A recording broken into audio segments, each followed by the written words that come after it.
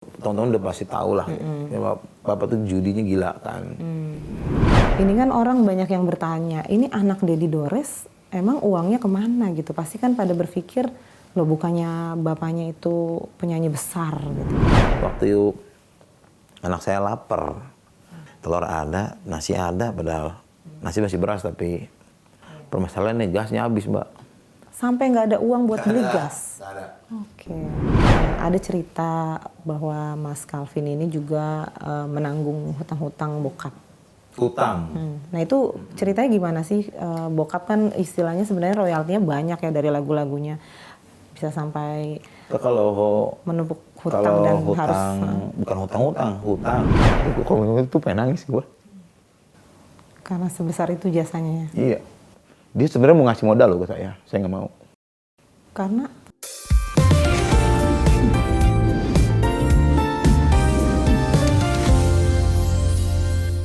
Halo ladies, welcome to Perspektif bareng gue Fitri Ramadhani. Hari ini kita akan membahas sosok dari seorang anak musisi legendaris Deddy Dores yang akhir-akhir ini kisah hidupnya menjadi perbincangan publik karena menuai simpati. Nah, sebenarnya ada apa dengan sosok berikut ini? Karena di balik nama besar ayahnya tentu saja publik bertanya-tanya tentunya, seperti ladies juga yang bertanya-tanya, kenapa hidupnya menjadi seperti saat ini? Dan langsung aja sudah hadir, ini dia Calvin Dores. Halo. Halo Calvin, gimana apa kabar? Baik. Thank you sudah hadir ya, sudah Ya. mengusahakan hadir hari ini dengan Iya, agak ngap-ngap emang nih. agak ngap ya dengan kondisi kesehatannya. Memang sedang tidak baik-baik aja. Mungkin bisa cerita dari situ dulu. Kondisi kesehatan Calvin akhir-akhir ini seperti apa sih? Kan dulu namanya serangan jantung ya. Serangan jantungnya tuh di otot jantung. Ini juga tadi enggak loh, pas Ya, ini tiba-tiba pas tiba-tiba mau kan pas mau syuting tek, di sini. Ini padahal jantung di sini ya. Cuma kata dokter saya itu dari otot jantung Mas. Jadi kalau sakit ini kan ada otot semua nih kan. Ya. Nah itu makanya gue aduh jangan dulu kayak jangan kumat gitu maksudnya. Jangan kumat. Gitu. Ya sebenarnya lagi nggak baik-baik aja cuman Nggak baik-baik aja. karena kan saya tuh belajar vibrasi energi, Oke. manifesting. Kan nggak boleh ngomong yang nggak baik ya Mbak.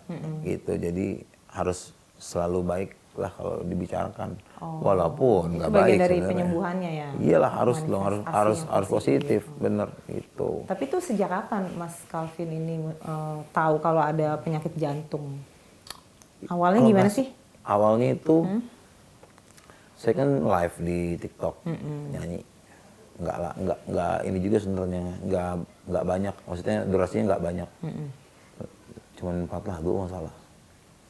Kok gua ngap banget ya? Berasa ngap gitu Ngap ya nggak kayak biasanya. Kayak susah napas. Napas aja deh. Saya bilang guys, gua ini dulu ya. Off Itu dulu. tiba-tiba tuh, tiba-tiba ngap. Gua off dulu ya. Enak nih lambung gua kumat kayaknya gitu kan. Aduh lambung saya kan. Terus saya juga pernah depresi berat Mbak. Depresi berat. Jadi saya pernah di psikiater Pernah ke psikiater juga? 4 tahun. Oh. Ya pas saya transisi gitu wajar lah. Ini kalau orang bilang ikhlas itu kalau bisa kalau hanya diucapkan itu belum ikhlas namanya. Ikhlas itu kalau udah lupa ya? Kalau udah lupa itu baru ikhlas. Itu. Ya saya manusia biasa, saya bukan nabi. Wajar lah butuh transisi penyesuaian kan untuk akhirnya kita bisa Nerima kondisi. nerima dan dan kita tuh bisa berdamai dengan diri kita sendiri. Sembuhnya itu tuh. Oke. Bahasa gue kumat depresinya itu hilang. Jadi depresi ini juga ikut mempengaruhi kondisi jantung itu? Ada Ya, kaitannya? padahal 2 tahun gue udah stop. Udah stop. Udah berhenti total, udah nggak perkumat-kumat lagi. Minum obat juga udah nggak pernah. Pas jantung, Berarti kumat jantung lagi. ini baru-baru ini ya? Baru seminggu ya. Baru Seminggu lebih. Oke. Seminggu lebih lah. Padahal masih 36 ya? 36. 36 udah sakit jantung. Makanya ya Allah, saya bilang begini amat ya. Karena saya kan orangnya tuh, saya selalu punya angan dan punya mimpi. Saya harus bisa menopang keluarga saya. Seperti kakek saya dan almarhum papa saya. Almarhum papa. Menopang almarhum papa maksudnya apa tuh? Menopang seperti almarhum papa. Seperti almarhum papa Dan yang kakek saya. Barangnya saya gitu. Karena di dua itu tuh pilar di keluarga saya. Gitu. Jadi untuk saat ini kayaknya nggak usah bicara ini ya. Nggak usah bisa bicara salary atau bicara finansial. Finansial kita nggak pernah tahu. Ya. Hari ini kita ada duit, besok bisa punya. Dan juga sebaliknya ya Mbak. Tapi ini ngomongin mindset aja deh. mindset. Gimana kan kalau orang mindset tuh sangat mempengaruhi ya ke mental orangnya. Betul. Biar mental saya drop, tapi mindset gue emang rada-rada PA gitu. Maksudnya saya nggak pernah tuh mikir logika. Karena saya percaya, loh Allah tuh nggak berlogika. Jadi kamu jangan pernah berpikir logika. Nggak semua hal bisa dilogikakan, istilahnya kayak gitu lah ya. Gitu. Jadi 1 tambah 1 kalau orang bilang Kelvin berapa Vin? 1000. Bukan Semua dua. kemungkinan lah ya. Iyalah. Nggak saklek Kalau Allah satu punya gitu. mau, apa bisa terjadi kan? Buktinya saya 36 tahun jantung, ayo mau gimana? Iya sih. Iya ya kan? Nah, Gitu. kalau kita dengar akhir-akhir ini kan ramai pemberitaan Mas Calvin ini sedang kesulitan keuangan katanya. Bahkan Ya. sampai mau menjual bola mata. Nah itu sebenarnya apa sih pemicunya sampai terfikir hal seperti itu? Awalnya tuh anak, ibu, misalnya mama, itu sih dua itu. Itu saya terbelenggu dengan 2 hal itu kan.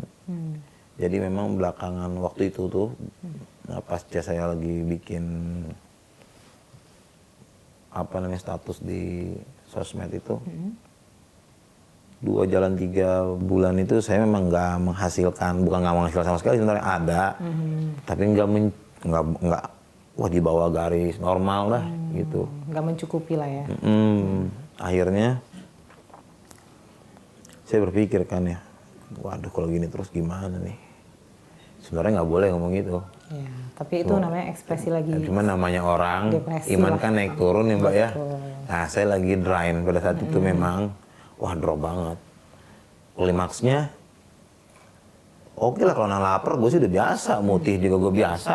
Bukan sok alim nih. Ya. Tapi memang semesta ini seolah-olah mengajarkan saya, lu harus begini.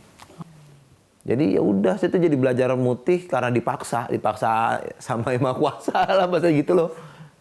Udah deh, Bapak deh.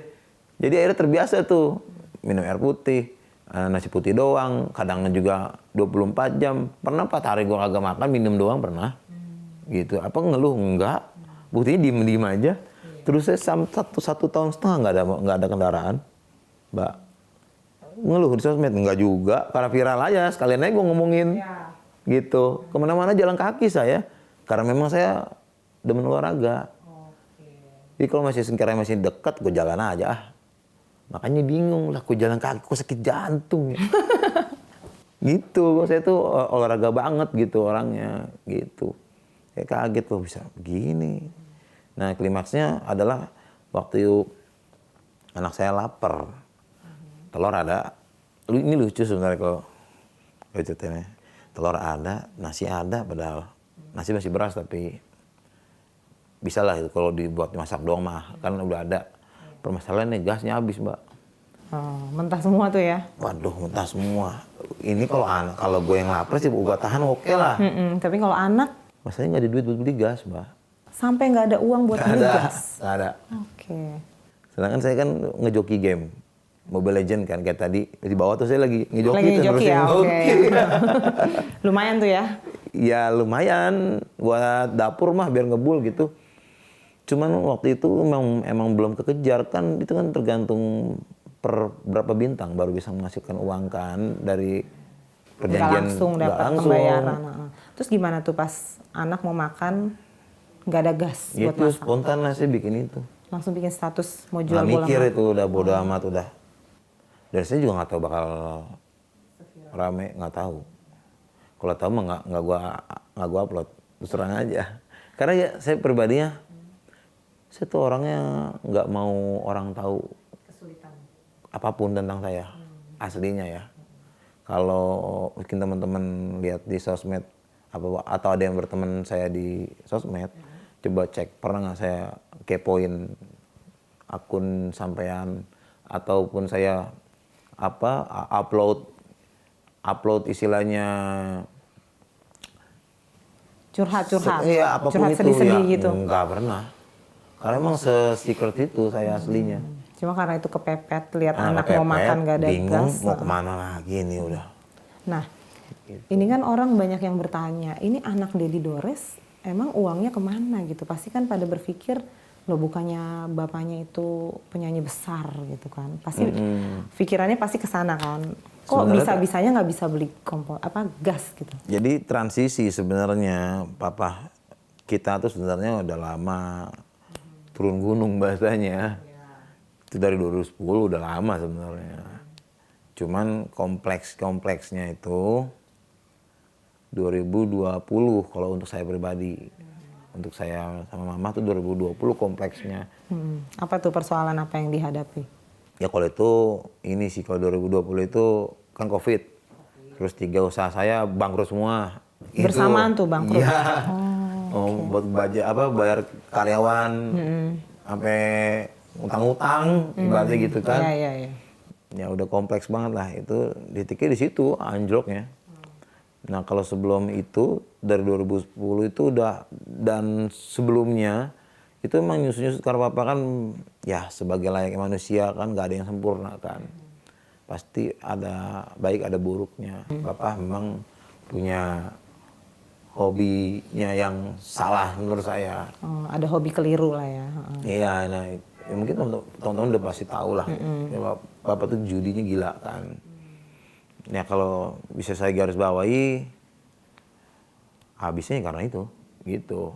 Itu 90%. 90%? Ya bisa saya katakan ya. Habisnya ke sana. Sebenarnya habisnya. Jadi kalau justru terang saya sih malah kamar saya ngomong gini. Saya ngomong tapi beberapa keluarga ada yang nggak setuju. Tapi kalau saya nggak ngomong kesannya kok jadi kayak gue yang... Nanti masnya yang kena hujat gitu kan. Iya, jadi kayak gue yang ngabisin duit, tau gitu mah. Gue habisin beneran duitnya. Gitu sekalian gitu. Loh ini ibaratnya kan gak enak ya mbak. Kita nggak maling dituduh maling iya, gitu loh. Betul. Seolah-olah ngabisin uang papa. Padahal kan sebenarnya... Boro-boro gitu kan. Karena mbak dasarnya kalau teman-teman saya yang nonton asik. Kalau saya live di TikTok tuh apa gini teman-teman saya suka pada nimbrung tuh. Dia tahu lah seorang gimana saya ngemper. Saya dari zaman papa gimana caranya saya di entertain. Papa kan cuma memfasilitasi lu pakai gitar nih, Kramer tuh, pakai ngamen itu. Saya belajar mental untuk ngadepin audiens. Belajar ngamen, Mbak. 69, 609, 74, 71. Ngamen saya. Jadi kata siapa kalau yang nggak pernah ngamen? Berarti lu nggak kenal gua. Gitu. Ini hasil dari nongkrong sama anak pang di Manggarai. Jadi tato tuh ya? Iya, hasil kenakalan zaman jahil ya. Masa-masa kenakalan. Semua melewati. Cuma hanya satu. Saya nggak suka minum. Saya nggak suka minum, narkoba enggak. Walaupun sekeliling teman-teman gue mau pada begini semua, Mbak. Wow, begini semua. Tapi bisa lah membentengi diri Gue ya? merokok aja. Itu aja. Nah terus? Boleh cek Arwan. Kalau cek urin. Oh, berani ditantang. Tapi kalau ini benar kena terbukti, modalin gue ya nyanyi. Nah tuh tantangan dari Calvin ya kan. Nggak semua yang bertato itu udah pasti ke sana ya. Iya. Kadang kan itu ekspresi. Sekarang udah insaf kayaknya karena punya anak ya. Ya itu kayaknya. Terus tadi efek dari kebiasaan papa yang keliru tadi tuh akhirnya berimbas ke Calvin seperti apa tuh? Sebenarnya saya sih orangnya kan saya tuh banyak sifat seperti papa ya. Saya tuh pemaaf. Walaupun ada dablek dikit ya kayak tadi tuh dableknya tuh. Caur gitu. Cuman saya tuh orangnya pemaaf sih, ya udah. Gampang move on. Saya tuh orangnya slow, santai. Jadi saya tuh saya tuh percaya gini, pasti Allah atau Tuhan menaruh saya di tempat ini ada sesuatu nih yang bisa saya ambil. Ada tujuannya. Oh mungkin biar gua nggak sombong. Oh mungkin biar gua nggak lupa. Ngambil positifnya gitu aja. Kayak gitu. Kalau nggak ada yang sesuatu hal yang sampai gimana banget terkecuali anak saya. Saya kok ngeliat anak saya itu tuh baru aku bisa melankolis kalau gue ngebayangin. Apa tuh mungkin ada pengalaman atau hal tersedih yang pernah dialami terkait anak? Ya kalau yang sedih itu ya yang Selain yang tadi mau masak nggak ada gas. yang gue nonton apa namanya makan di sebuah restoran Cepat saji. itu kan patung situ ya, patungnya tuh menurut gue tuh biasa aja, emang patung cuma emang bentuknya badut. Anak gue tuh ya minta foto ya situ ya, kemana itu udah badut mana bilang, ya Allah ini bukan badut cuma patung.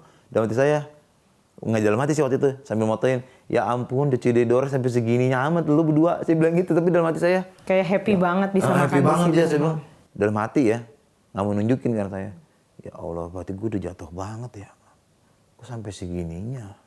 Terus naik mobil online, ya ini disclaimer ya, taksi online. Saya ngomong begini bukannya saya sombong, enggak, demi Allah Rasulullah enggak niat ke situ, karena pada saat saya lahir pun mobil udah banyak, jadi udah hal yang biasa kan buat saya jadinya ya Mbak. Jadi ngeliat mobil Avanza kan ya biasa, ya nggak jelek, bagus, tapi ya biasa kan gitu ya. Ya Allah buat anak saya udah kayak naik pesawat jet Mbak. Di situ ya merasa. Jadi katanya ya ampun. Kayak ibaratnya dulu gue lebih dari ini. Saya jadi ngerasa ayah yang gagal pada saat itu. Wah gagal gue nih kalau kayak gini. Ngejar apa kalian gue, oh ya gue bisa nyanyi, oh ya gue bisa nyiptain lagu. Saya pikir dengan itu bisa memang menghasilkan jual beli lagunya, jual karyanya, walaupun tanda kutip saya jual putus. Nggak pernah pakai nama saya. Nggak apa-apa dah, yang penting biar bisa bayar kontrakan. Saya mikir gitu aja udah. Jual cepet aja lah ya. Jual cepet udah bodo amat gitu. Kayak besok aja ada transaksi nih lewat Western Union dari Sarawak Malaysia. Kayak gitu. Jadi emang sebenarnya itu penghasilan itu udah lama, cuman kan nggak setiap hari Mbak ada. Oh, itu kan tergantung pesanan juga ya. Iya, kalau lagi ada, lagi nggak ada. Ya udah gigit jari kita kan gitu bahasanya. Nah itu saya kompleks pada saat saya buat statement itu di IG, kompleks saya mikirin karir saya, bagaimana saya untuk bisa grow up dari keadaan saya yang seperti ini, bukan nggak bersyukur ya. Bersyukur tuh kalau kita punya pemasukan, kita punya pemasukan tetap Mbak, itu bisa bilang bersyukur menurut saya. Bahasanya gitu bahasa Betawinya. Bukan enggak, kalau punya duit kalau mau punya duit ya nyaloin apa, moge, nyaloin motor, ke kantor agraria pertanahan, ngurusin dari girik ke sertifikat, gitu-gitu. Jual jasa pengurusan dokumen. Kabarnya pernah ojek online juga. Ojek online juga. Apa aja udah dilakuin tuh? Udah. Ojek online kenapa, kalau banyak teman-teman kenapa nggak narik lagi? Itu tadi kan gue udah jawab. Gue tuh 1,5 tahun nggak ada motor. Karena saya jual itu waktu itu buat nambahin biaya operasi mama. Jantung mama, pasang ring. Waktu itu nggak di cover BPJS. Jadi saya jual, Mbak, pikir saya biarin tuh punya lagi. Jadi selama ini kalau saya punya motor pun, tuh kadang-kadang tuh ada teman gade ke saya. Nah baru tuh gade 2 juta, 3 juta. Nah terus saya punya motor tuh, motor gadean maksudnya. Iya, saya nggak pernah punya motor, gitu. Ntar butuh duit jual lagi. Nanti kalau dia mau nebus, ya udah motornya dia dikasih, duitnya balikin ke saya, gitu. Sampai suatu ketika, kenapa nggak ngambil gadean lagi? Kontrakan nunggak Mbak, yang mau nggak mau lah, saya bayar pakai duit itu kan, 3 jutanya ada tuh 3 bulan bayar, udah gitu. Jadi akhirnya ya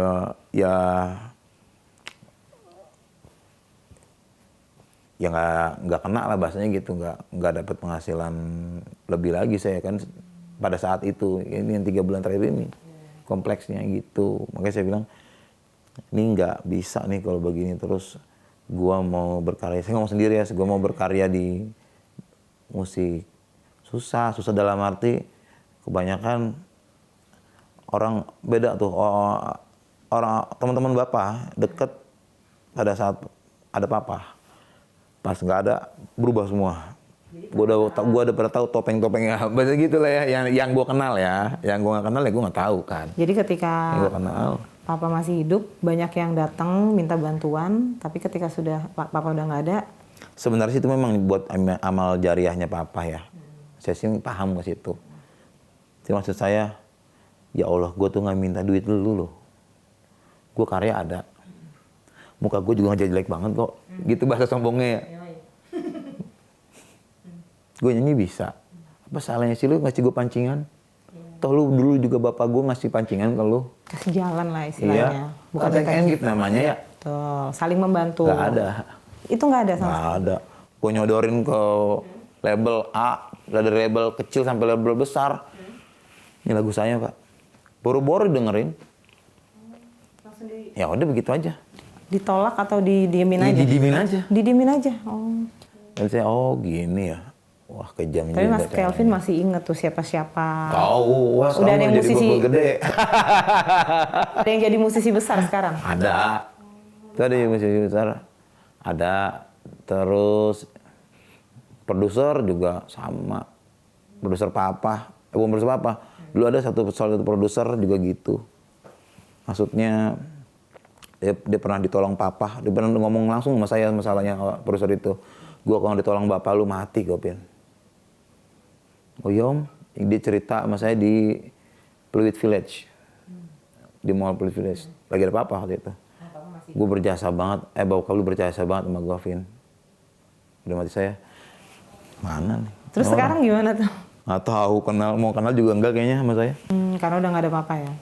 Ya karena dia mungkin pertama ngeliatnya selalu kan dan selalu begitu ya. Orang Indonesia tuh, saya nggak bilang orang Indonesia semua. Nggak general ya? Nggak general.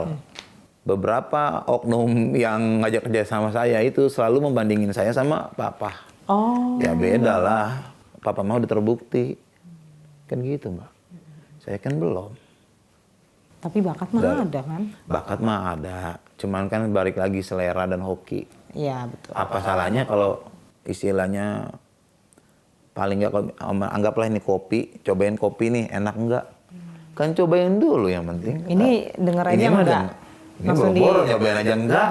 Gitu loh. Langsung underestimate dari awal ya? Nah, dari situlah saya akhirnya punya teman-teman, ya teman-teman seperti teman-teman kameramen ini, ada beberapa teman saya yang kameramen dari media juga. Terus ada juga teman dari aktivis, dia menyanggupi gitu, memfasilitasi saya alat, kamera, terus orang editornya. Lu kalau mau gerak nih Vin, pakai ini nih. Cuman, ya lu kan anak-anak juga mesti harus lu gaji juga ya Vin. Kan itu anak buahnya dia. Oh, Satu orang nih sebenarnya nih, namanya Agres, gue kasih tahu aja, namanya Agres teman gue ini. Dia mau memfasilitasi gue itu.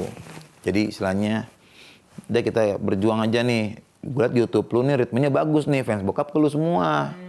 Kalau lu jalan nih bisa masukkan uang nih Vin. Iya, gue bingung, gue gerak sendiri. Pertama kalau gue mau gue jor-joran ke situ, anak bini gue pasti nggak makan. Pakai modal. Pakai modal, pakai Ya waktu dong, juga. Pakai waktu juga. Gue nggak siap nih Grace kalau gini. Akhirnya apa? Ya kita bikin proposal.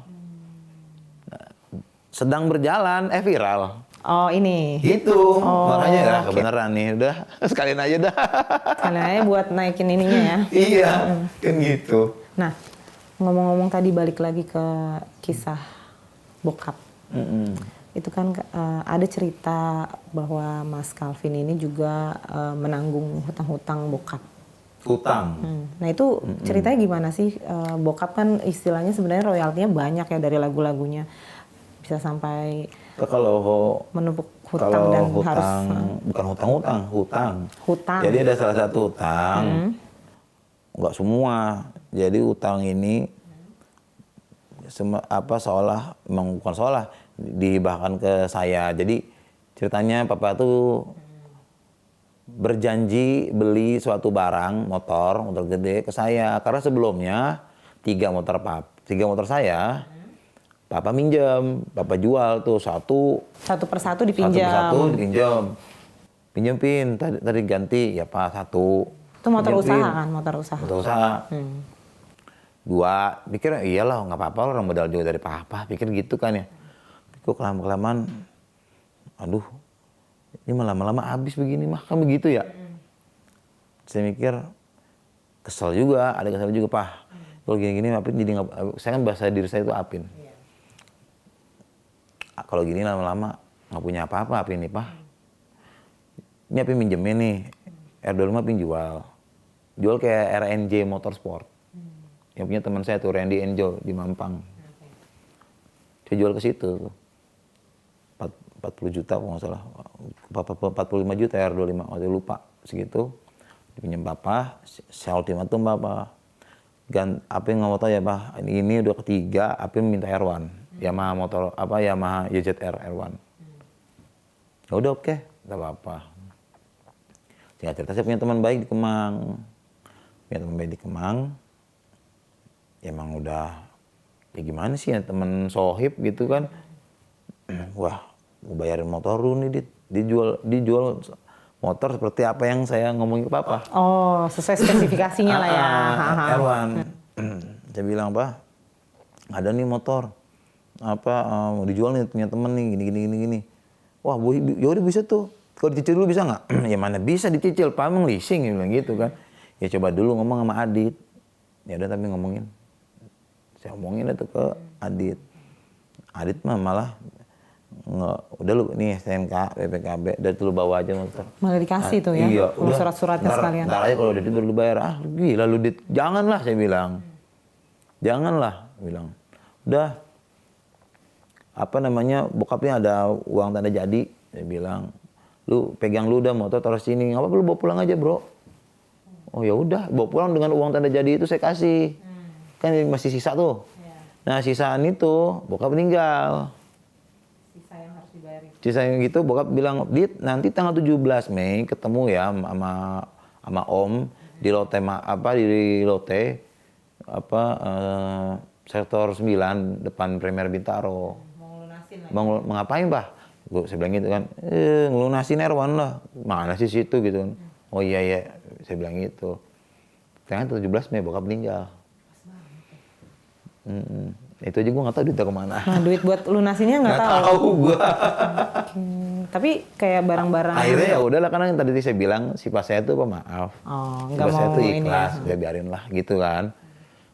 Cuman ya udah konsekuensi karena memang Adit itu teman saya, terus keluarga juga nggak ada yang tahu, walaupun udah dikasih tahu tapi masih kayak berusaha kayak menyalahkan saya. Oh, tetap nyalahinnya Ya biarin Mas lah, terserah. Calvin. Mungkin saya awal juga tahu, ntar kalau kita mati, lu lihat ya, yang bener nih siapa. Segituin aja udah dalam hati mah, kan gitu ya.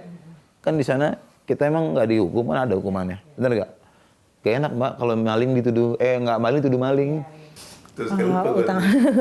Ini kita ulang lagi. Jadi Mas Calvin ini kan juga harus melunasi ada beberapa hutang-hutang dari Papa. Nah itu, akhirnya tuh lunas. Gue cicil dari 2016 ya nggak salah, sampai 2024 dari uang royalti bokap yang gue dapet. Kan ya gue Berapa besar sih hutangnya? ya ratusan, pokoknya Ratusan juta ada. ya ratusan. Oke, nah itu yang nyicil Mas Calvin sendiri. Itu gue sendiri karena kan ya itu kan teman gue. Ya udah lu tanggung jawab. Ya udah, saya mah gitu orangnya. Gua nih, ya udah oke, saya sendiri tuh. Kalaupun padahal gini ya. Kalau seandainya lu yang bermasalah, nggak apa-apa kok. Pakai dah tuh duit gua yang dari Papa.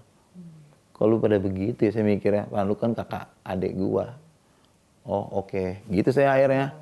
Cukup tahu aja gitu kan. Udah saya angsur sampai kan beranggapan saya ya, saya ngelunasin itu per 3 tuh bayarnya tuh 20 juta. Per 3 bulan? Per 3 bulan. Oke. Terakhir 2024 itu hampir 50 kalau nggak salah juta. 50 Lunas juta tuh. lunas. Pikir saya kan Mbak, dengan saya lunasin ini, wah royalti pasti bagus nih. Bisa balik nih dari modal yang saya udah kasih. Itu kan udah nggak ada utang, bapaknya juga di sono enak, saya pikir saya gitu kan. Ternyata malah Kagak jelas. Maksudnya kagak jelas. Ya, nggak jelas waktu itu hitungannya gimana, nggak ngerti. Nggak tahu dari publisher, nggak tahu dari LMK-nya, nggak ngerti. Ya, sempat nggak cair lama. Akhirnya saya ke aksi, nggak lama ke aksi. Asosiasi Kompresor Indonesia, nggak lama keluar tuh sarang 25. Nah dari 25, terus nggak jelas lagi. Nah terus akhirnya kakak tuh bilang, kakak saya pertama, papa tuh punya ini, punya wasiat. Wasiatnya itu yang beragama Islam yang dapat, yang enggak. Oh, kan saya Nasrani. Ya udah berarti saya. Jadi anak papa tuh ada yang Islam juga. Islam 2. Semuanya Kristen. Itu beneran amanat dari papa? Iya. Yang dapat warisan, yang dapat apa, royalti?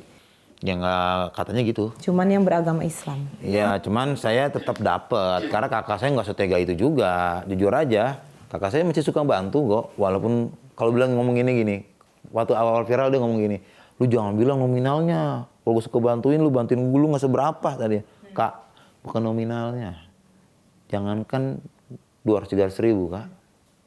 Bilang, orang kalau nggak punya duit 20 ribu aja kayak 20 juta. Bener nggak? Jangan lihat itunya. Kalau itu saya akuin, kakak saya, ponakan saya, Agi, suka bantu saya, suka. Tapi kan saya mikir, Mbak, masa iya gue gini mulu? Iya, om saya, Om Yoni juga suka bantu saya kok. Ya walaupun nggak gede, buat dia mah cepet. Buat saya mah gede, kan gitu. Ya lumayan lah buat token. Tapi kan saya malu, Mbak. Masa gue gini mulu, toh gue juga seger. Gitu waktu itu ya, kalau sekarang udah pincang aja gue tahan nih biar nggak sakit. Masa iya saya begitu terus? Saya tuh bilang sama semua teman-teman artis yang saya bilang, ya mereka banyak loh Mbak yang membantu gue, terus terang aja. Kalau gue hitung-hitung ya, banyak. Feni Rose, Tante Feni, suka nggak bantu. Manji, bantu. Pernah bantu. Om Piu, Om Dani, Tante Mulan, Jamila. Cuma kan balik lagi ya Allah, gue tuh nggak pengen ikan. Lu jangan ngasih gue ikan mulu, apa ikan mah habis. Cuma nggak pernah ngerti. Gue butuh pancing kali. Pancingnya aja, gitu. Kan kalau dikasih ikan, ngomong kasih 1 juta.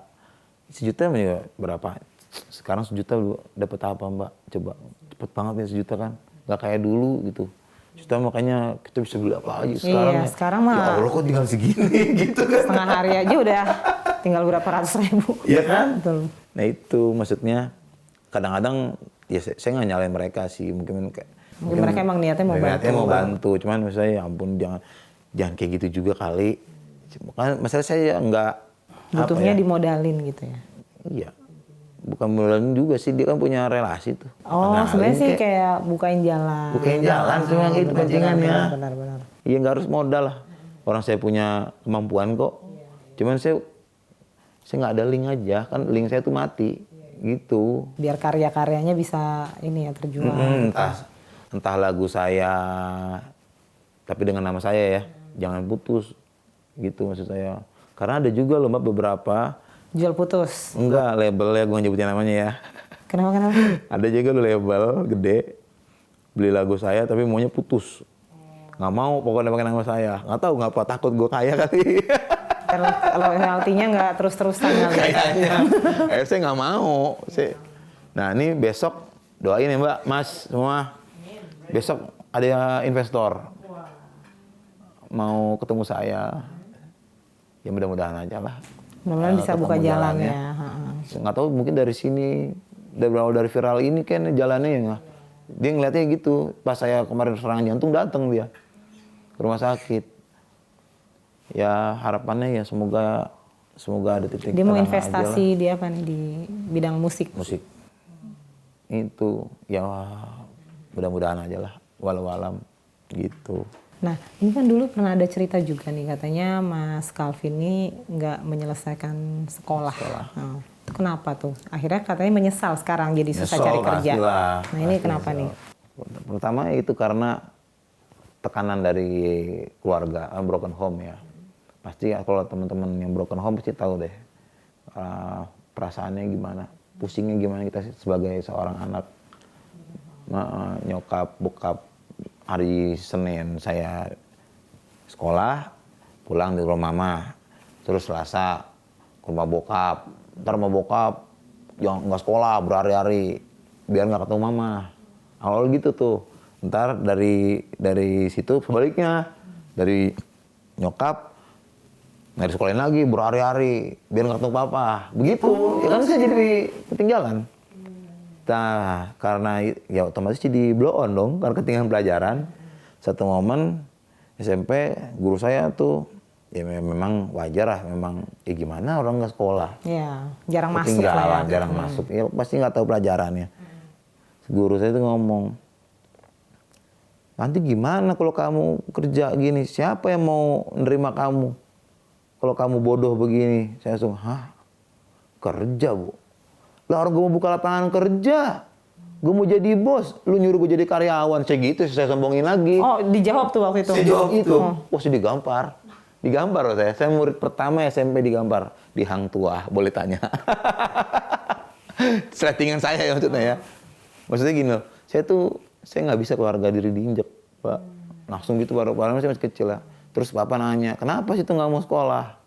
Pak, saya gini aja ngomongnya. Kalau di sekolah, kalau ada sekolah yang bisa ngajarin jadi pengusaha, apin sekolah lagi, Pak. Kalau jadi karyawan buat apa? Apin tuh mau nolong keluarga, mau nolong sekitar, teman-teman. Tuh, saya dari kecil gitu mimpinya. Mimpinya sampai emang sekarang. mimpinya emang pengen jadi ini ya. Sampai sekarang nggak percaya nggak? Gue nih katakanlah di luar dari karyawan, gue nggak dapat gaji tetap. Percaya nggak kalau saya suka bantu teman-teman saya yang pada pengangguran sampai dapat pekerjaan?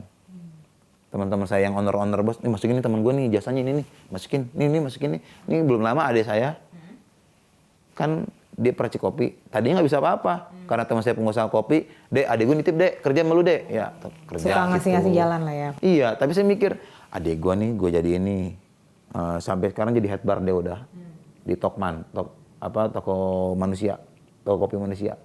Jadi head bar dia. Tapi saya punya mimpi, kenapa ada saya taruh situ? Suatu saat gue punya modal, gue buka, lu yang megang nih.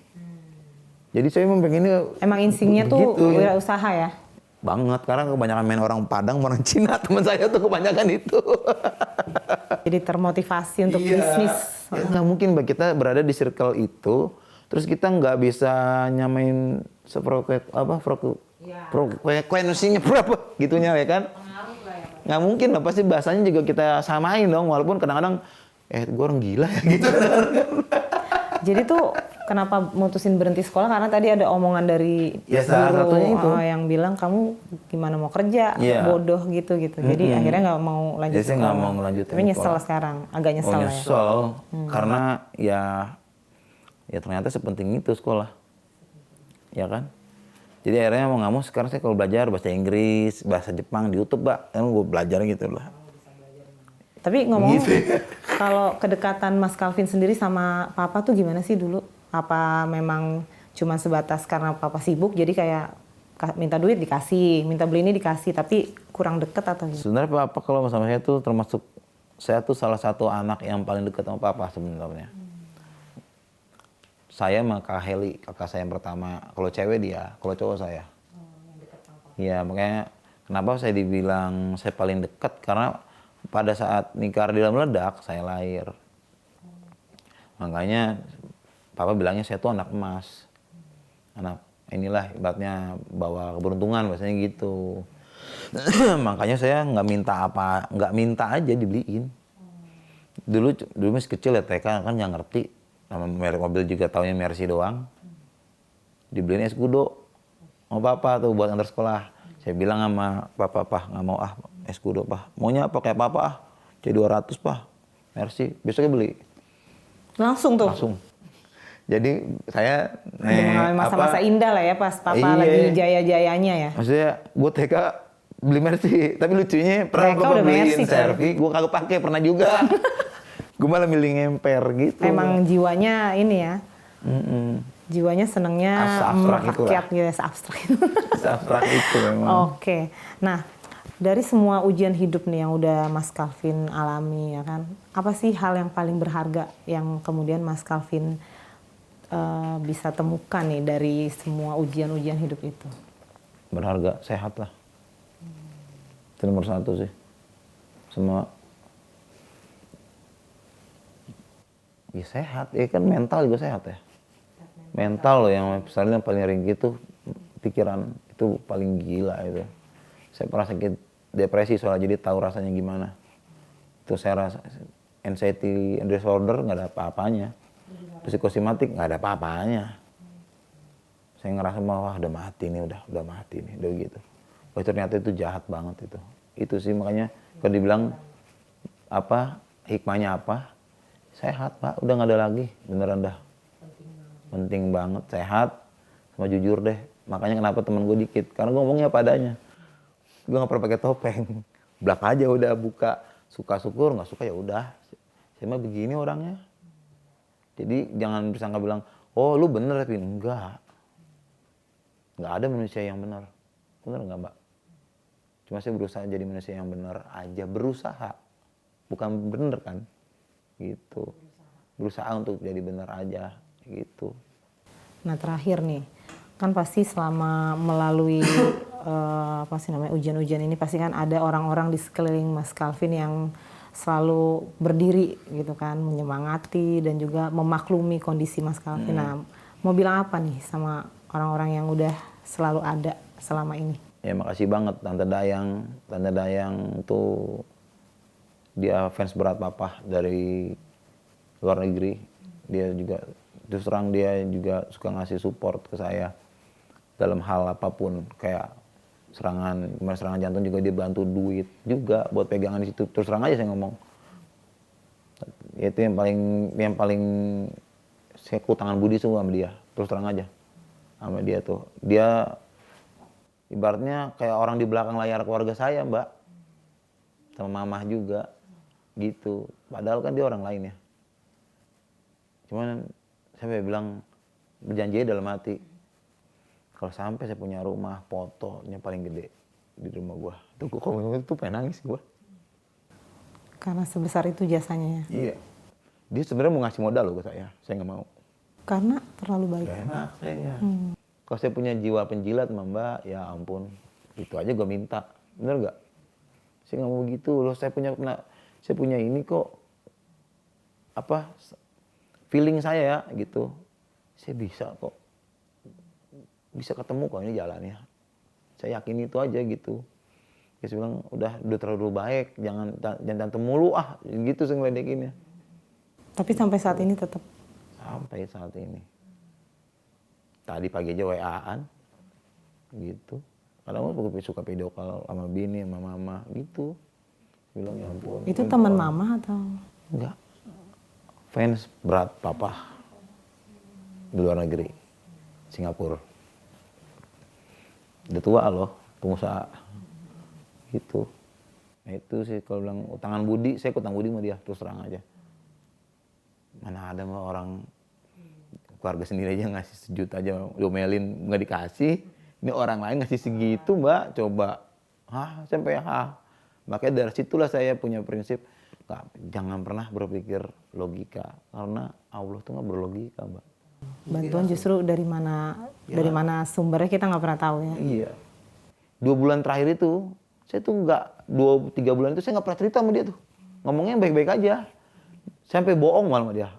Demi Allah, Tante doain nih Tan, ini mau ada produser nih Tan, mau kontrak saya padahal kagak. Oh, pengen cerita yang positif aja gitu ya. Padahal enggak. Padahal enggak ya, oke. Jadi dia kalau nontonin dia tahu dah tuh akhirnya kan kalau saya bohong. Maksudnya mau nyenengin dia aja gitu. Karena udah sering bantu. Iya, masa iya kan gitu. Oke. Thank you Mas Calvin atas Sama-sama, ceritanya. Tentunya banyak juga pelajaran yang bisa kita ambil dari kisah hidup Mas Calvin. Dan oke Zoners, jangan lupa saksikan terus Perspektif setiap hari Sabtu jam 6 sore di YouTube Oke Zone Vibes. Sampai jumpa.